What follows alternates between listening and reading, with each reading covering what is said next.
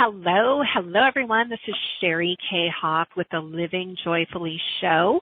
Welcome, and you can get some wonderful free gifts at SheriKayeHoff.com. That's SheriKayeHoff.com.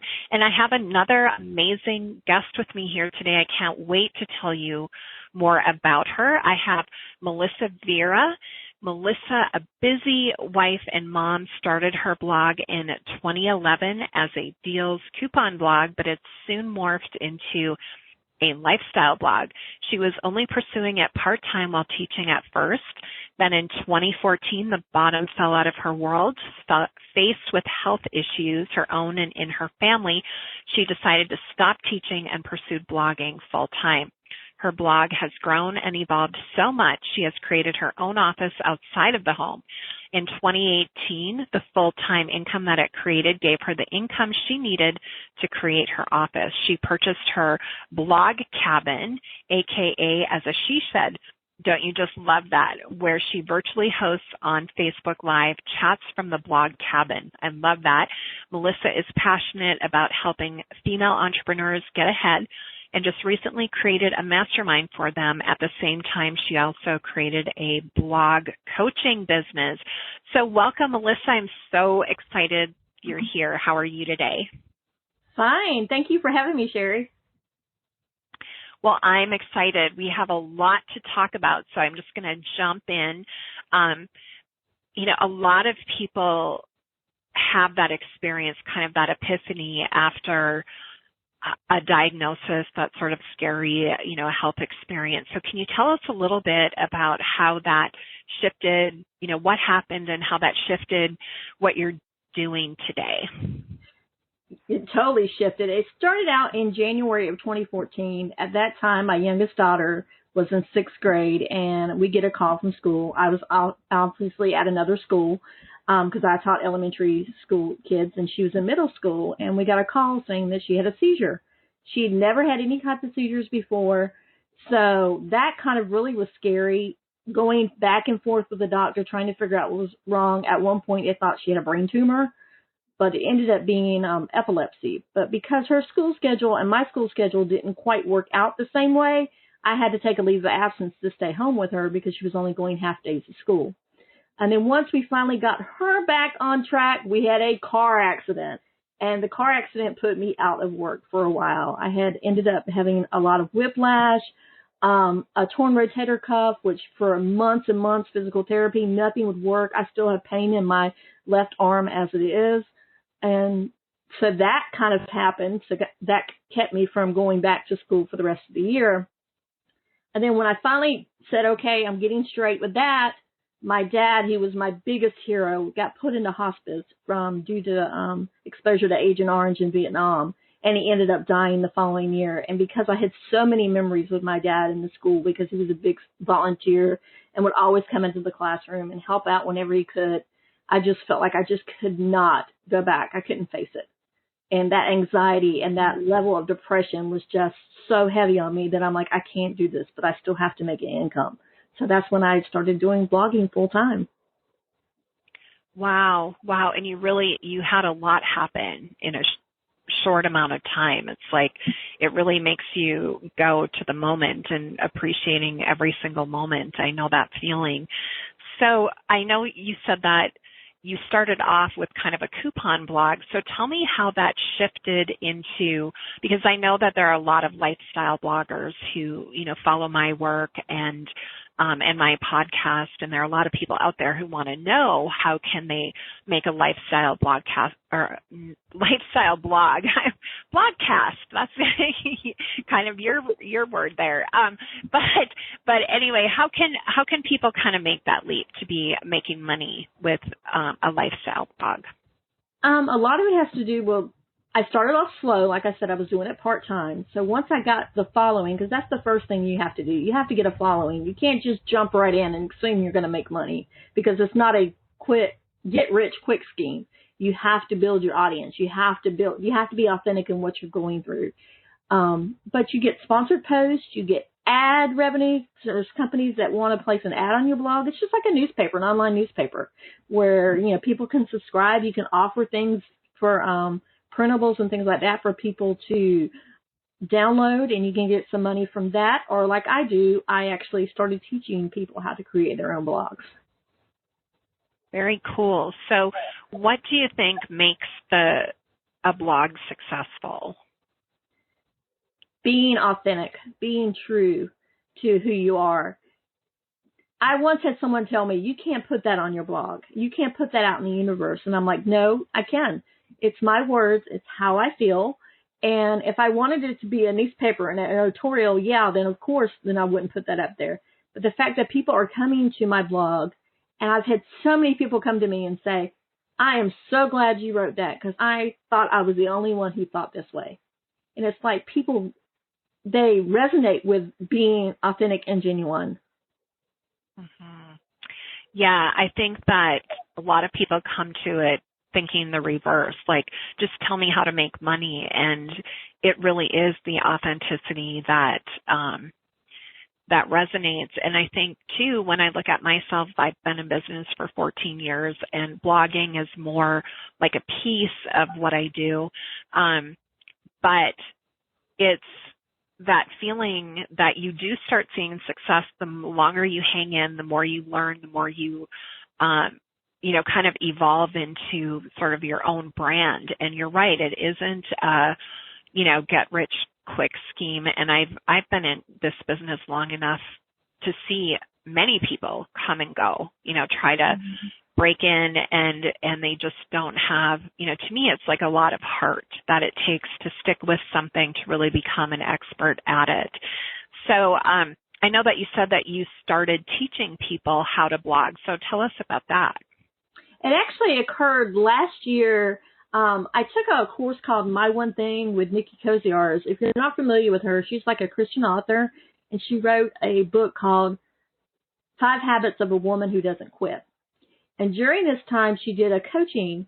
And during the coaching, we all had to kind of pick out one thing that we wanted to work on for the 5 weeks. And I kept thinking organization. But on the bottom of my list was like blog mentoring. I wanted to mentor people. But I was like, no, that's not what God wants me to do. And so I was like, no. But in the course of the call and all the coaching, these other ladies were talking about it. And there was like 3 or 4 people on this particular coaching call that said they wanted to start a blog. And I was like, okay, God, I get it. It was something that I've always wanted to do, but it just like it opened up last year during COVID. And I don't think with COVID I would have, if it hadn't been for COVID, I wouldn't have done it, because it was always been something on the back burner. But because of COVID, I was able to reach out and took that My One Thing course, and it just happened from there. Wow. And I love how just that one thing, you know, and there's kind of that one thing that we all experience that just shifts our perspective and opens doors and lets us take a step into a new direction. So I love that you shared that. So are there any, you know, like 5 steps to a great blog? Or if you know, here's another thing that I run into when I'm going to go in a different direction with this question. When I'm talking with people, one of the things that I run into is that most people don't have a shortage of ideas. They have too many ideas. You know, like they have a lot of interests and they're not sure how to narrow it in. So do you help people to kind of rein it in and get more specific, or what's your advice to people? My advice, because I'm all over the place with my blog, it's basically if you're passionate about something, and if you have several passions, then pursue them. I mean, I think the niche blogs are kind of fallen by the wayside a little bit, because people are so multifaceted and they're interested in a whole bunch of different things. So if they can get all that in one blog, that's awesome. Yeah, and I think that, you know, it speaks to the heart of people, because there are some people who, you know, their passion is photography and they, you know, they're expert at it, and you want to go to their blog to learn like the latest photography things or perspectives on photography. And there are people who just know, I'm really good at this. This is what my husband is cars. Like he owns an auto repair collision center. He sells cars, and when has his free time, he wants to go to a race. He used to be a race car driver, like Mr. One-Dimensional. But that is who he is, you know. But there are a lot of people who are multi-passionate, and I think the multi-passionate people who are out there have always felt kind of like there was something wrong with them, that, you know, that they had too many interests, and someone has to, you know, in order to be successful, you have to be way more narrow. So I think there can be room for both. There can be room for the people who are expert in one area, and there's room for people who are multi-passionate. And there's a great book out there called Refuse to Choose by Barbara Sher. Her last name is spelled Sher. And she specifically writes to the multi-passionate purpose, multi-passionate purpose and the multi-passionate person, so that people can recognize that it's not a weakness, that it is actually a superhero strength that people have. So I like that you're all over the place with your blog. So tell me more about this blog cabin, and, you know, what it's like and what you do with that. And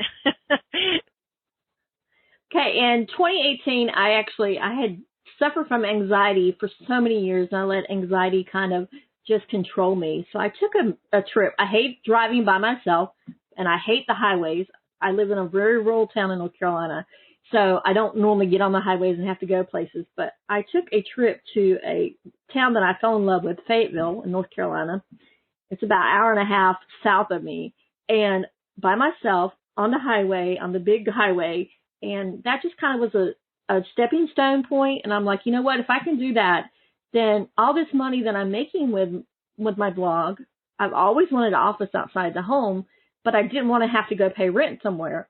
So I'm like, you know what, I like these tiny houses, and I like the whole concept of it. So why can't I make a tiny home office outside of my home? So literally, I'm talking to you right now from the blog cabin, which is like 100 yards from my back door. I mean, I can literally see my back door from where I'm at.